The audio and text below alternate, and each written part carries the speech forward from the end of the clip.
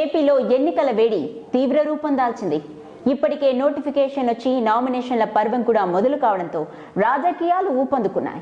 ఇప్పటికే నామినేషన్లు వేసిన నేతలు ప్రచారంలో మునిగి తేలుతున్నారు. అలాగే పార్టీ అధినేతలు కూడా తమ ప్రచారాన్ని వేగవంతం చేశారు.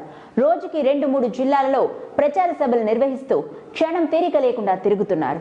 ఈ ఎన్నికలని అన్ని ప్రధాన పార్టీలు కూడా చాలా ప్రతిష్టాత్మకంగా తీసుకోవడంతో ఈ ఎన్నికలలో పోరు రసవత్తరంగా మారిందని చెప్పడంలో ఎటువంటి సందేహం లేదు. టీడీపీ వైసీపీకి తోడు పవన్ జనసేన పార్టీ కూడా పోటీలోకి రావడంతో ఏపీలో త్రిముఖ పోటీ తప్పేలా లేదు.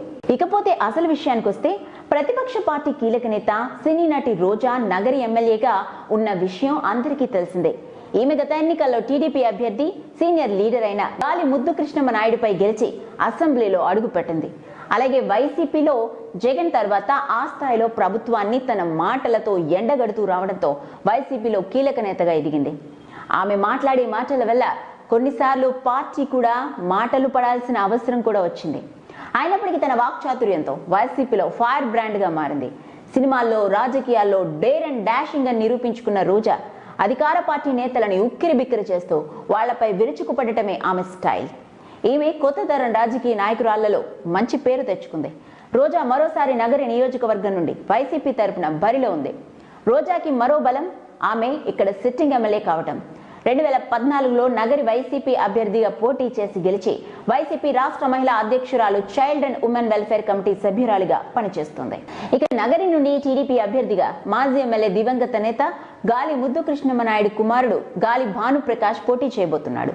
తండ్రి చనిపోయిన తర్వాత మొదటిసారి పోటీకి దిగబోతుండడం ఆయనకి కలిసొచ్చే అంశం.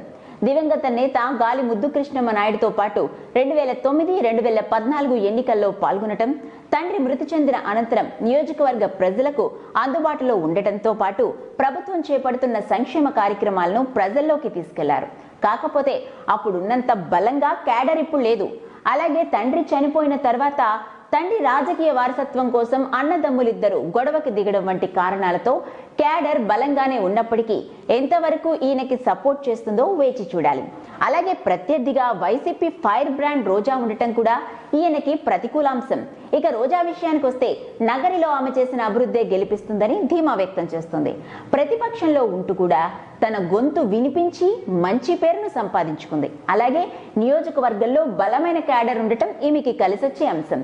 కాకపోతే సినీ నటి కావడంతో షూటింగ్ల నిమిత్తం ఎక్కువగా నియోజకవర్గ ప్రజలకి అందుబాటులో ఉండదనే వాదన కూడా వినిపిస్తుంది.